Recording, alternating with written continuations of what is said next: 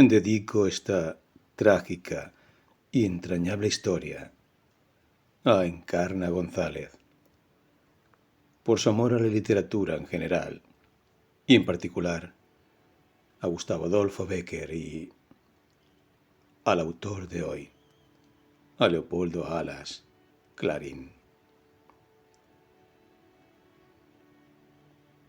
Adiós, Cordera. Eran tres, siempre los tres: Rosa, Pinín y la Cordera.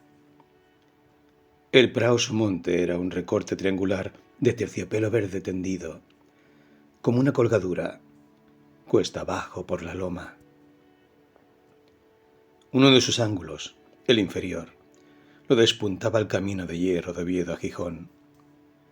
Un palo del telégrafo, plantado allí como pendón de conquista, con sus jícaras blancas y sus alambres paralelos, a derecha e izquierda, representaba para Rosa y Pinín el ancho mundo desconocido, misterioso, temible, eternamente ignorado. Pinín, después de pensarlo mucho, cuando a fuerza de ver días y días el poste tranquilo, inofensivo, campechano, con ganas sin duda de aclimatarse en la aldea y parecerse todo lo posible a un árbol seco, fue atreviéndose con él. Llevó la confianza al extremo de abrazarse al leño y trepar hasta cerca de los alambres. Pero nunca llegaba a tocar la porcelana de arriba, que le recordaba las jícaras que había visto en la rectoral de Poix. Al verse tan cerca del misterio sagrado, le acometía un pánico de respeto. Se dejaba resbalar deprisa hasta tropezar con los pies en el césped. Rosa, menos audaz, pero más enamorada de lo desconocido, se contentaba con arrimar el oído al palo del telégrafo, y minutos, y hasta cuartos de hora, pasaba escuchando los formidables rumores metálicos que el viento arrancaba a las fibras del pino seco en contacto con el alambre. Aquellas vibraciones, a veces intensas como las del diapasón, que, aplicado al oído, parece que quema con su vertiginoso latir, eran para Rosa los papeles que pasaban, las cartas que se escribían por los hilos, el lenguaje incomprensible que lo ignorado hablaba con lo ignorado. Ella no tenía curiosidad por entender lo que los de allá, tan lejos, decían a los del otro extremo del mundo. ¿Qué le importaba? Su interés estaba en el ruido por el ruido mismo, por su timbre y su misterio. La Cordera, mucho más formal que sus compañeros, verdad es que relativamente, de edad también mucho más madura, se abstenía de toda comunicación con el mundo civilizado y miraba de lejos el palo del telégrafo como lo que era, para ella, efectivamente, como cosa muerta, inútil, que no le servía siquiera para rascarse. Era una vaca que había vivido mucho, sentada horas y horas, pues, experta en pastos, sabía aprovechar el tiempo, meditaba más que comía, gozaba del placer de vivir en paz, bajo el cielo gris y tranquilo de su tierra, como quien alimenta el alma, que también tiene los brutos. Y si no fuera profanación, podría decirse que los pensamientos de la vaca matrona, llena de experiencia, debían de parecerse todo lo posible a las más sosegadas y doctrinales odas de Horacio. Asistía a los juegos de los pastorcitos encargados de hilindarla, como una abuela. Si pudiera, se sonreiría al pensar que Rosa y Pinín tenían por misión en el prado cuidar de que ella, la Cordera, no se extralimitase, no se metiese por la vía del ferrocarril, ni saltara a la heredad vecina. ¿Qué había de saltar? ¿Qué se había de meter? Pastar de cuando en cuando, No mucho, cada día menos, pero con atención. Sin perder el tiempo en levantar la cabeza por curiosidad necia, escogiendo sin vacilar los mejores bocados, y después sentarse sobre el cuarto trasero con delicia, a rumiar la vida, a gozar el deleite de no padecer, y todo lo demás, aventuras peligrosas. Ya no recordaba cuándo le había picado la mosca. El chatou, el toro, los saltos locos por las praderas adelante. Todo eso estaba tan lejos. Aquella paz solo se había turbado en los días de prueba de la inauguración del ferrocarril. La primera vez que la cordera vio pasar el tren, se volvió loca. Saltó la Sebe, de lo más alto del Somonte. Corrió por prados ajenos, y el terror duró muchos días, renovándose. Más o menos violento, cada vez que la máquina asomaba por a trinchera vecina. Poco a poco se fue acostumbrando al estrépito inofensivo. Cuando llegó a convencerse de que era un peligro que pasaba, una catástrofe que amenazaba sin dar, redujo sus precauciones a ponerse en pie y a mirar de frente con la cabeza erguida al formidable monstruo. Más adelante no hacía más que mirarle, sin levantarse, con antipatía y desconfianza. Acabó por no mirar al tren siquiera. En Pinín y Rosa la novedad del ferrocarril produjo impresiones más agradables y persistentes.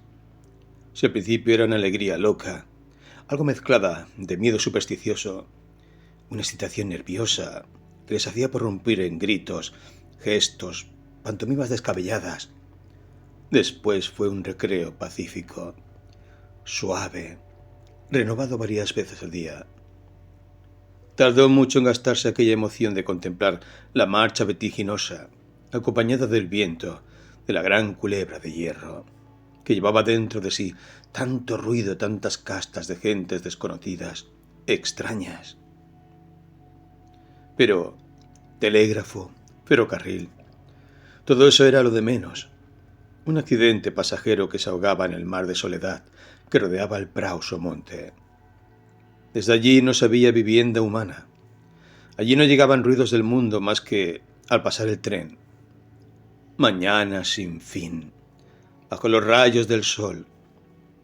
A veces, entre el zumbar de los insectos, la vaca y los niños esperaban la proximidad de mediodía para volver a casa. Y luego, tardes eternas, de dulce tristeza silenciosa, en el mismo prado, hasta venir la noche, con el lucero vespertino por testigo mudo en la altura. Rodaban las nubes allá arriba, caía la sombra de los árboles y de las peñas, en la loma y en la cañada.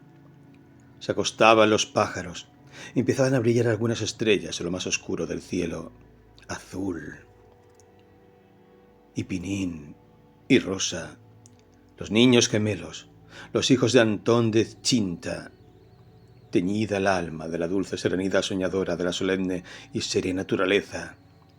Callaban horas y horas, después de sus juegos, nunca muy estrepitosos, sentados cerca de la cordera, que acompañaba el augusto silencio de tarde en tarde, con un blanco son de perezosa esquila. En este silencio, en esta calma inactiva, había amores. Se amaban los dos hermanos como dos mitades de un fruto verde, unidos por la misma vida, con escasa conciencia de lo que en ellos era distinto, de cuanto los separaba. Amaban Pinín y Rosa la cordera, la vaca abuela, grande, amarillenta, cuya testuz parecía una cuna. La cordera recordaría a un poeta la zabala del Ramayana, la vaca santa. Tenía en la amplitud de sus formas, en la solemne serenidad de sus pausados y nobles movimientos, aire y contornos de ídolo destronado, caído, contento con su suerte, más satisfecha con ser vaca verdadera que Dios falso. La cordera Hasta donde es posible adivinar esas cosas, puede decirse que también quería a los gemelos encargados de apacentarla. Era poco expresiva, pero la paciencia con que los toleraba, cuando en sus juegos ella les servía de almohada, de escondite, de montura, y para otras cosas que ideaba la fantasía de los pastores, demostraba tácitamente el afecto del animal pacífico y pensativo. En tiempos difíciles, Pinín y Rosa habían hecho por la cordera los imposibles de solicitud y cuidado. No siempre Antón de Chinta había tenido el prado Somonte. Este regalo era cosa relativamente nueva. Años atrás la cordera tenía que salir a la gramática, esto es, a apacentarse como podía, a la buena ventura de los caminos y callejas de las rapadas y escasas praderías del común, que tanto tenían de vía pública como de pastos. Pinín y Rosa, en tales días de penuria, la guiaban a los mejores altozanos, a los parajes más tranquilos y menos esquilmados, y la libraban de las 1000 injurias a que están expuestas las pobres reses, que tienen que buscar su alimento en los azares de un camino. En los días de hambre, en el establo, cuando el heno escaseaba y el narvaso para extraer el lecho caliente de la vaca faltaba también, a Rosa de Pinín debía la cordera 1000 industrias que le hacían más suave la miseria. ¿Y qué decir de los tiempos heroicos del parto y la cría, cuando se entablaba la lucha necesaria entre el alimento y regalo de la nación y el interés de los chintos, que consistía en robar a las ubres de la pobre madre toda la leche que no fuera absolutamente indispensable para que el ternero subsistiese? Rosa y Pinín, en tal conflicto, siempre estaban de parte de la cordera. En cuanto había ocasión, a escondidas, soltaban el recental que, ciego y como loco, atestaradas contra todo, corría a buscar el amparo de la madre, que le albergaba bajo su vientre, volviendo la cabeza agradecida y solícita, diciendo a su manera: «Dejad a los niños y a los recentales que vengan a mí. Estos recuerdos, estos lazos son de los que no se olvidan». Añádase a todo que la cordera tenía la mejor pasta de vaca sufrida del mundo. Cuando se veía emparejada bajo el yugo con cualquier compañera, fiel a la gamella, sabía meter su voluntad a la ajena, y horas se la veía con la cerviz inclinada, la cabeza torcida, en incómoda postura, velando en pie mientras la pareja dormía en tierra. Antón de Chinta comprendió que había nacido para pobre cuando palpó la imposibilidad de cumplir aquel sueño dorado suyo de tener un corral propio con 2 yuntas por lo menos. Llegó, gracias a 1000 ahorros, que eran mares de sudor y purgatorios de privaciones, llegó a la primera vaca, la cordera, y no pasó de ahí. Antes de poder comprar la segunda, se vio obligado, para pagar atrasos al amo, el dueño de la casería que llevaba en renta, a llevar al mercado aquel pedazo de sus entrañas, la cordera, el amor de sus hijos. Chinta había muerto a los 2 años de tener la cordera en casa. El establo y la cama del matrimonio estaban pared por medio, llamando pared a un tejido de ramas de castaño y de cañas de maíz. Ya Chinta, musa de la economía en aquel hogar miserable, había muerto mirando la vaca por un boquete de destrozado tabique de ramaje, señalándola como salvación de la familia. «Cuidadla, es vuestro sustento», parecían decir los ojos de la pobre moribunda, que murió extenuada de hambre y de trabajo. El amor de los gemelos se había concentrado en la cordera. El regazo, que tiene su cariño especial, que el padre no puede reemplazar, estaba al calor de la vaca, en el establo, y allá en el somonte. Todo esto lo comprendía Antón, a su manera, confusamente. De la venta necesaria no había que decir palabra a los niños. Un sábado de julio, Al ser de día, de mal humor, Antón echó a andar hacia Gijón, llevando la cordera por delante, sin más atavío que el collar de esquila. Pinín y Rosa dormían. Otros días había que despertarlos a azotes. El padre los dejó tranquilos. Al levantarse, se encontraron sin la cordera. Sin duda, ni Opá la había llevado al chateau. No cabía otra conjetura. Pinín y Rosa opinaban que la vaca iba de mala gana.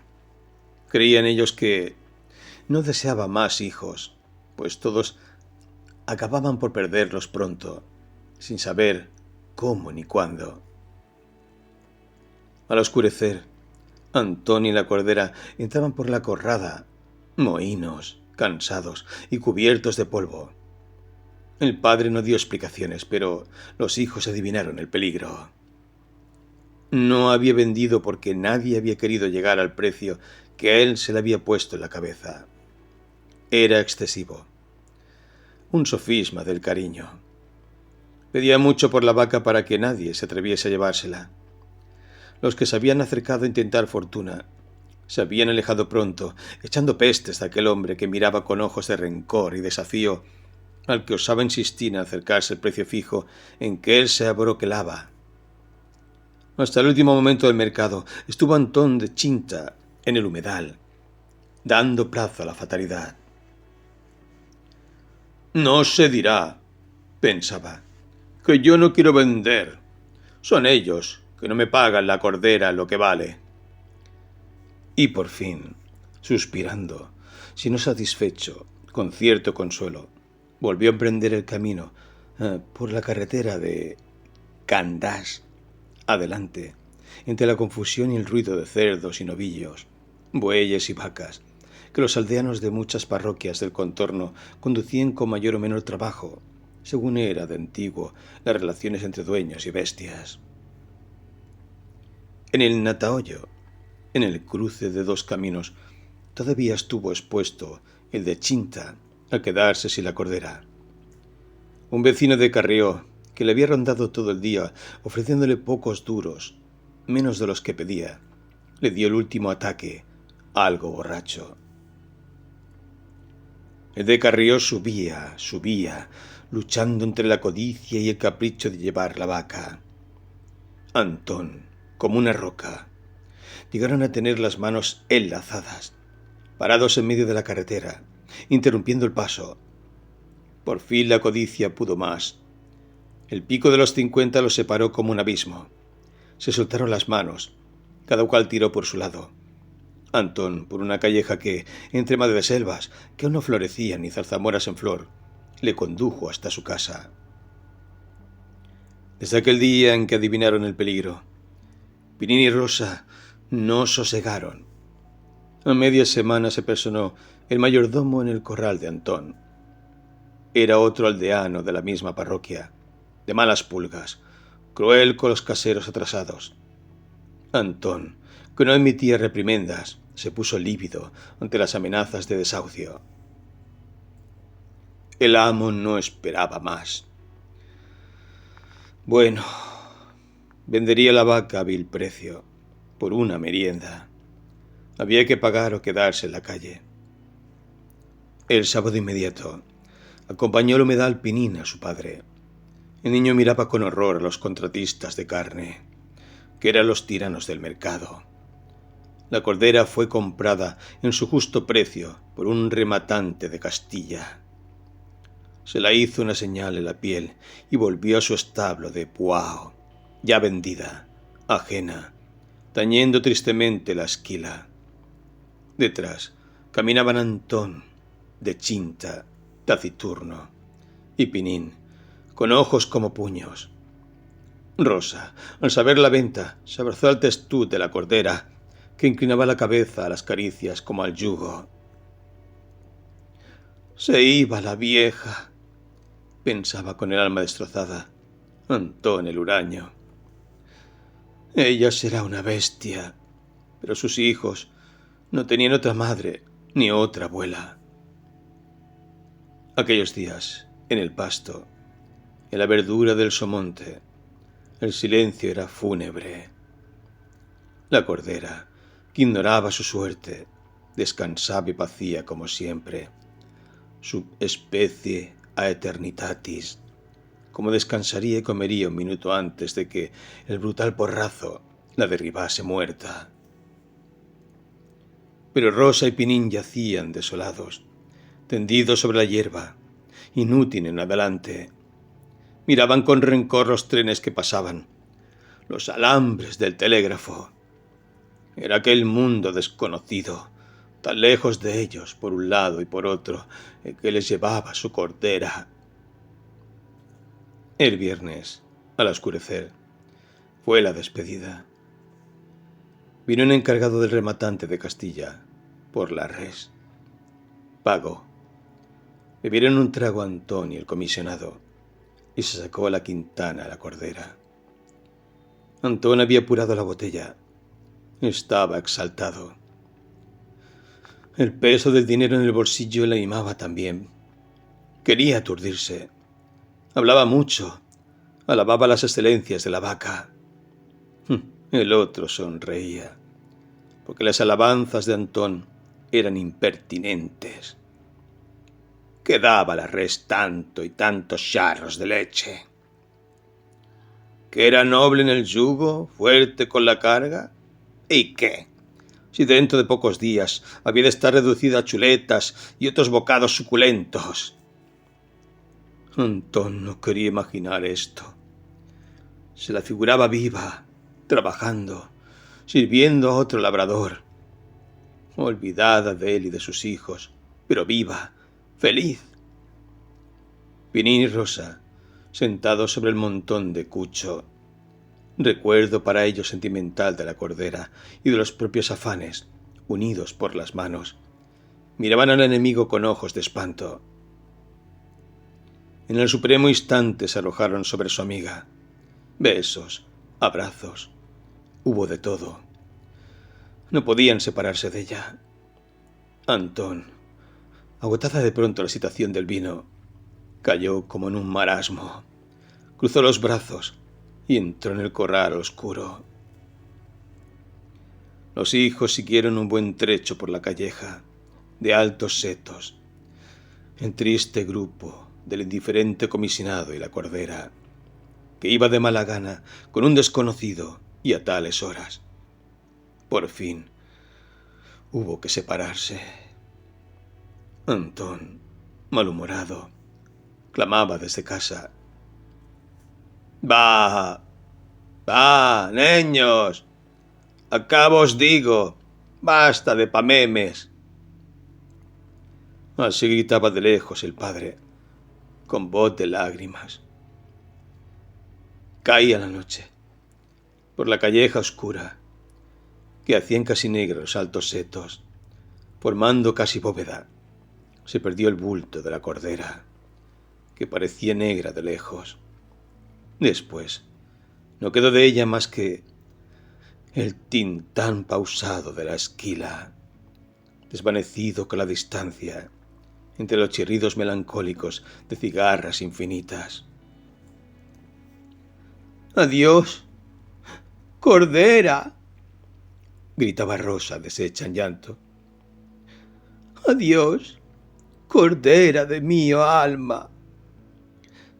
«Adiós, cordera», repetía Pinín, no más sereno.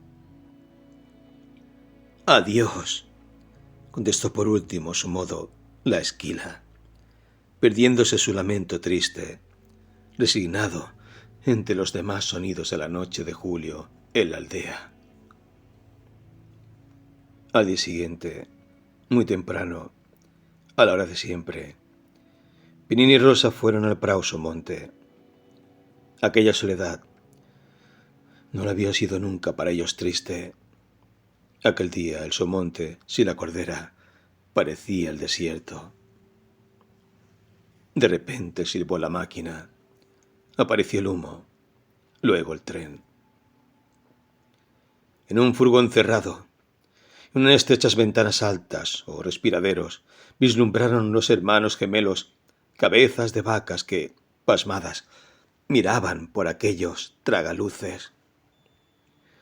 —¡Adiós, Cordera! —gritó Rosa, adivinando allí a su amiga, a la vaca abuela. —¡Adiós, Cordera! —vociferó Pinín, con la misma fe, enseñando los puños al tren, que volaba camino de Castilla.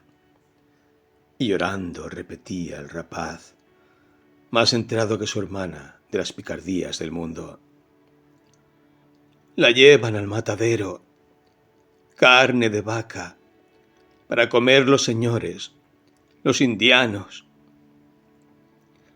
Adiós, Cordera, adiós, Cordera.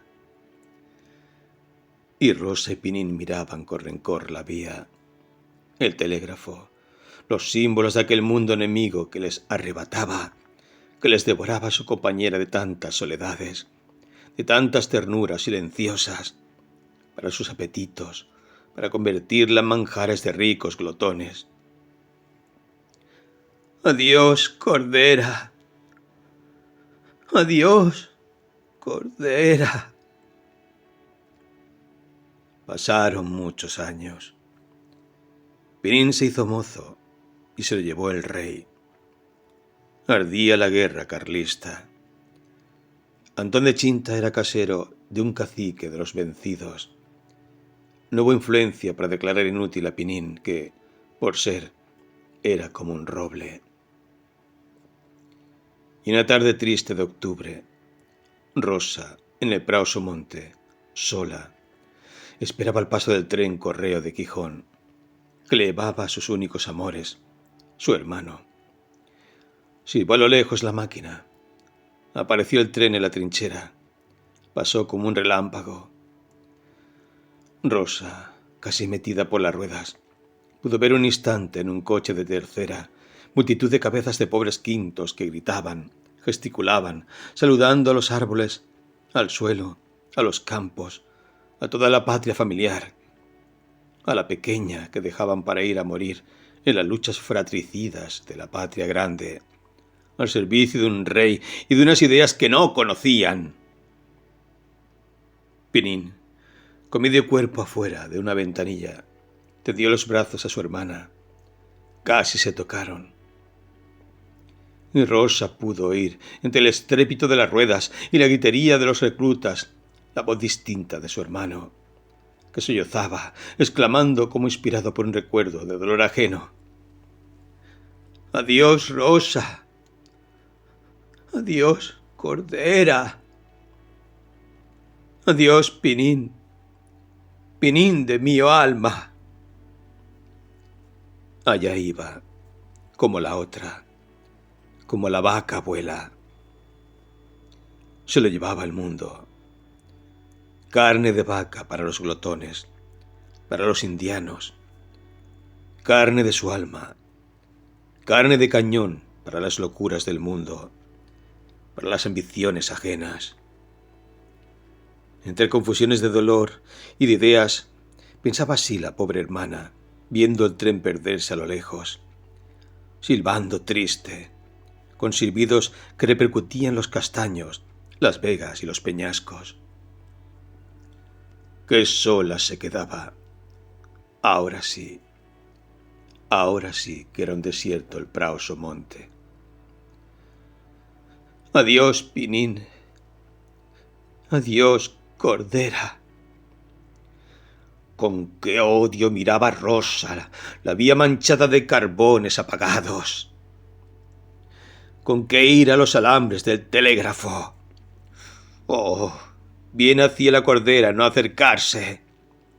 Aquello era el mundo, lo desconocido, que se lo llevaba todo. Y sin pensarlo, Rosa apoyó la cabeza sobre el palo clavado como un pendón en la punta del Somonte. El viento cantaba las entrañas del pino seco su canción metálica. Ahora ya lo comprendía Rosa. Era canción de lágrimas, de abandono, de soledad, de muerte. En las vibraciones rápidas, como quejidos, Creía oír, muy lejana, la voz que sollozaba por la vía delante. Adiós, Rosa. Adiós, Cordera. Leopoldo Alas, conocido por el seudónimo de Clarín, forma, con Pérez Galdós, la pareja de grandes novelistas españoles del siglo XIX. De familia asturiana, nace en 1852, en Zamora, donde su padre era gobernador civil. En 1863, la familia se afincó en Oviedo, ciudad a la que le uniría una estrecha relación y que se convertiría, de alguna manera, en la protagonista de su obra maestra, La Regenta. En 1868 participó con entusiasmo en las Jornadas Revolucionarias de Septiembre, experiencia que fue la base de sus convicciones progresistas y republicanas. Estudió en Oviedo, con brillantes calificaciones, tanto en el colegio como en la universidad, donde cursó la carrera de Derecho y entró en contacto con los krausistas, Giner de los Ríos, Salmerón. Al mismo tiempo colaboraba en el Solfeo, de orientación republicana, donde comenzó a utilizar el seudónimo Clarín para firmar sus artículos. Aunque ganó las oposiciones a una cátedra de la Universidad de Salamanca, no pudo tomar posesión de ella debido a la injusta intervención del ministro de Fomento, que se vengó así de las sátiras que el escritor le había dirigido desde la prensa. Más tarde, en 1882, consiguió la cátedra de Economía Política de la Universidad de Zaragoza y al año siguiente se trasladó a la cátedra de Derecho Romano en la Universidad de Oviedo, actividad que alternó con las de articulista y escritor. Sus artículos literarios y satíricos, publicados mayoritariamente en la revista Madrid Cómico, alcanzaron gran popularidad, pero su mordacidad le valió numerosas enemistades e incluso algún duelo. En 1891 fue elegido concejal republicano del Ayuntamiento de la capital asturiana. Murió en el año 1901. Adiós, Cordera aparece en la década de los años 90, cuando se desarrolla la semilla espiritual que se había concebido a finales de los años 80 con el krausismo. Se trata de un momento en el que, por la fuerte tradición religiosa y cristiana y por la débil minoría laica existente, el equilibrio krausista entre positivismo, naturalismo y espiritualismo cede finalmente a favor del segundo. Así, el terreno espiritual y religioso sustituye al positivismo como ámbito de interés para la sociedad y se pierde la confianza en que la materia pueda dar razón y explicación a las cosas. En el ámbito literario, el escritor renuncia a vincular la psicología y la actitud de sus personajes a factores genéticos o materiales, y el propósito observacional del naturalismo y su espíritu más crítico y satírico se sustituyen ahora por una contenida ternura, delicadeza y sensibilidad. Sin embargo, aunque el planteamiento literario cambie, los supuestos ideológicos subyacentes siguen siendo los mismos. La denuncia del mundo urbano como una sociedad hipócrita, mezquina, carente de valores morales y espirituales. Contrapuesta a ella existe una defensa y apología del mundo rural y campestre, y de su apacible, bucólico y sencillo modo de vida.